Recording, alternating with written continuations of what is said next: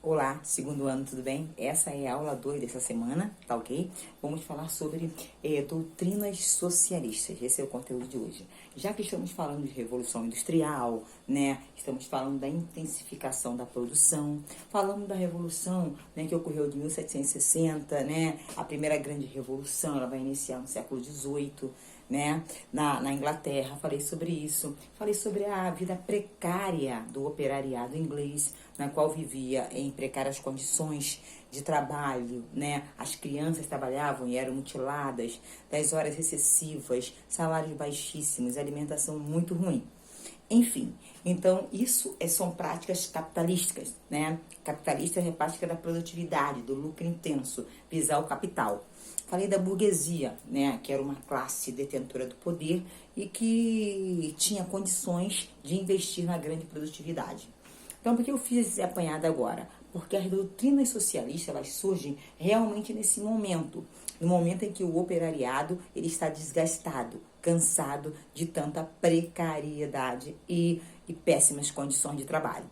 De onde surge essa teoria? Essa teoria vai surgir no final do século XVIII, né? É uma ideologia política, muitos dizem isso, do socialismo, outros dizem que é teoria, doutrina, enfim, né? Ideologia é um conjunto de ideias. Ela vai se originar através de alguns intelectuais que têm a visão de que o operariado está realmente vivendo uma enorme precariedade, vai surgir também da própria classe trabalhadora insatisfeita com o tratamento dos seus patrões em relação aos empregados. Ou seja, surge no momento em que há o opressor e o oprimido. E essa grande teoria, essas grandes doutrinas socialistas, elas vão surgir em oposição às práticas capitalistas e às práticas também consideradas liberais. Por quê? As práticas capitalistas e liberais, elas defendem uma concentração de riqueza nas mãos de poucas pessoas, dos empresários, dos burgueses. Ela defende a propriedade privada como fruto, aquilo que vai dar enriquecimento para as pessoas que têm o poder de investimento. Ou seja, o rico então fica mais rico, não é diferente, né, de hoje. E ela vai também defender o seguinte, já que a propriedade privada traz desigualdade, ela vai defender uma propriedade coletiva, uma propriedade onde todos seriam ali, não seriam donos, mas seriam aqueles que produzem os meios para dividir igualmente. A doutrina socialista tem a incumbência, então, de trazer à tona, gente, a igualdade, né? Socializar essa riqueza. E existiram grandes estudiosos, né? Grandes intelectuais, que criaram propostas de práticas socialistas.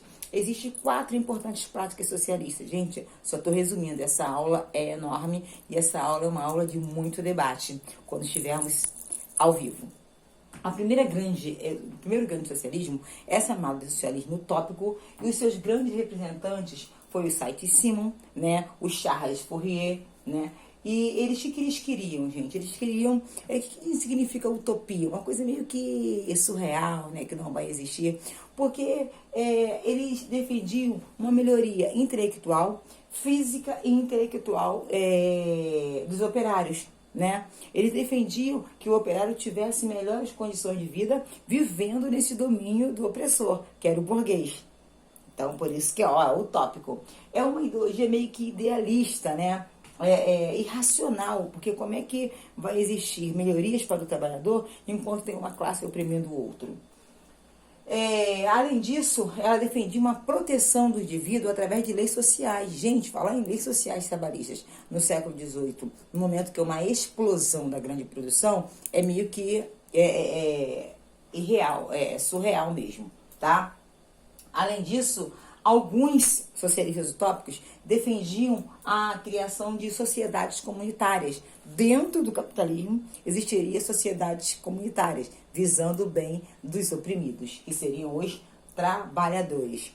Eles criticavam a sociedade da época, que queriam enriquecer de forma cruel em relação aos empregados. Esses, então, eram os utópicos. Agora, veja bem, eles não defendiam o fim do progresso, eles queriam continuar se produzindo, não defendiam uma revolução, mas defendiam que existisse uma melhoria para o trabalhador, tá? Outro grande socialista, aquele que definiu os utópicos como os utópicos, foram os socialistas científicos, chamados de marxista. Representantes são Karl Marx e Friedrich Engels, grandes homens conhecidos, porque defensores da luta de classes. Para eles, só existiria igualdade de patrão e empregado se os operários lutassem contra os seus patrões e conseguissem chegar ao poder. Eles queriam a derrubada total do sistema capitalista para implantar o quê? A chegada do operariado ao poder. Sendo assim, haveria igualdade. A visão de Marx. Hoje em dia, muitos burgueses odeiam esses dois grandes socialistas. Porque como é que eu vou defender a destruição do capitalismo para a revolução proletária e a chegada da ditadura do proletariado, onde o empregado chegasse ao poder? Não seria bom para os burgueses, né? Vamos lá, então. Nós temos também o socialismo cristão. O que seria o socialismo cristão, gente? É a igreja, né? A grande instituição religiosa católica, né? Chegando para trazer um benefício, a palavra, né, como amor, para poder reduzir o peso do fardo do capitalismo, a exploração da tecnologia, do progresso em prol sobre aqueles oprimidos. A igreja chega com uma visão de apaziguar a situação. Tipo assim, pode continuar produzindo, pode continuar crescendo, mas a igreja não queria essa exploração maciça sobre o operário. Para a igreja, ela quer o seguinte, ela rejeita o socialismo científico, porque Karl Marx e Friedrich Engels, né, que é do socialismo marxista, eles querem luta de classe. A igreja não vai pregar violência, em nenhum momento não vai pregar revolução. Mas a igreja, ela condena o seguinte, a ganância do capitalista, e ela acha que os burgueses fazem uma exploração desumana sobre o operário. Então ela chega tentando amenizar isso, conversando com o Estado para tentar reduzir o fardo do operariado. E por último, temos então, né, como representante do socialismo cristão, temos o Adolf Wagner, né? E por último, temos então o anarquismo. Representante, que o primeiro grande anarquista foi o Pierre-Joseph Proudhon. O Pierre-Joseph Proudhon, simplesmente, ele suprimia toda forma de governo, de Estado. Ele queria uma sociedade sem classe, uma liberdade total, uma liberdade meio que formal, né? Ele propõe a criação de cooperativas, né? Cada trabalhador, com o seu meio de produção, produz e faz a distribuição igualitária. Ou seja, não existiria, então, Estado. Ele queria destruir os Estados nacionais. Defendia uma sociedade sem classe, né? Sem exploração, sem desigualdade. Para eles, só chegaria realmente a igualdade, né? Dentro da sociedade, se existisse a destruição do Estado que oprime o outro. Tá ok? Esse foi uma aula resumo sobre as doutrinas socialistas. Segundo ano, um grande abraço.